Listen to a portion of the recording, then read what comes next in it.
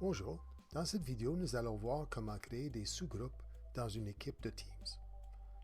Si ce sont des sous-groupes temporaires, vous pouvez le faire avec des rendez-vous différents qui se passent en même temps pour la même classe. La façon de faire ceci, c'est de créer des nouveaux rendez-vous.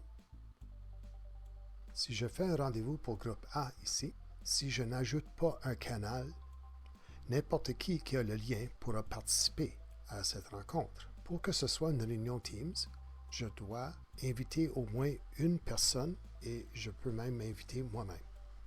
Une fois que j'ai mon invité, je peux envoyer l'invitation pour la réunion à tout le monde.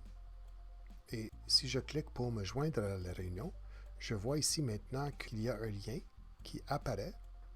Et ce lien-là, c'est ce que je veux copier dans ma classe Teams.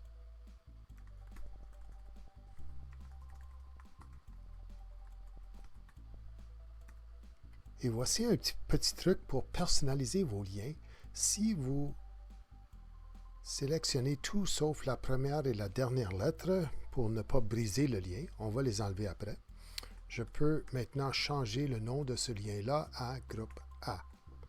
Et là, je peux enlever la dernière lettre, je peux enlever la première lettre et le lien ici est exactement le même que ce que j'avais tantôt, mais le lien s'appelle groupe A.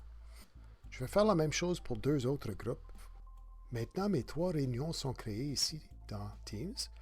Je les ai mis une après l'autre parce que si j'ai trois réunions en même temps, ils vont toutes s'afficher sur la même ligne et ça va être difficile de voir les détails de chaque réunion. L'heure d'une réunion Teams n'est pas si important que ça parce qu'on peut se joindre à une réunion avant l'heure ou même plus tard le lendemain. Les liens restent ouverts pour l'organisateur. Et si on a fait des réglages que nous sommes la seule personne qui peut éviter la salle d'attente, il n'y a personne d'autre qui peut entrer dans ces espaces sans qu'on soit là.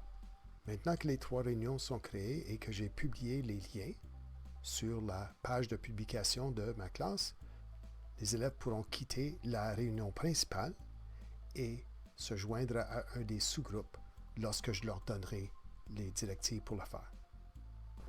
Si je participe à une réunion et que je clique sur le lien d'une autre réunion, ce qui va arriver, les autres groupes sont ici.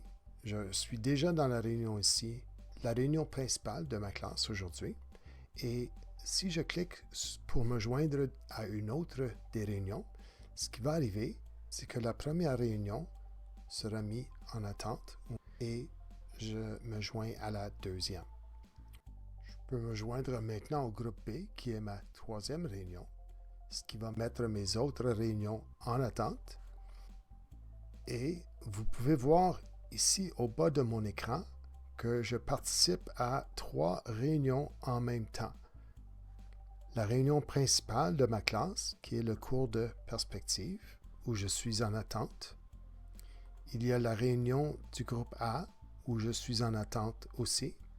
Et il y a la réunion du groupe B où je suis présentement, où je peux participer avec l'élève ou les autres élèves qui sont dans le groupe pour basculer entre une réunion et l'autre pour aller voir les élèves, parler avec eux, voir où est-ce qu'ils sont rendus dans leurs travaux.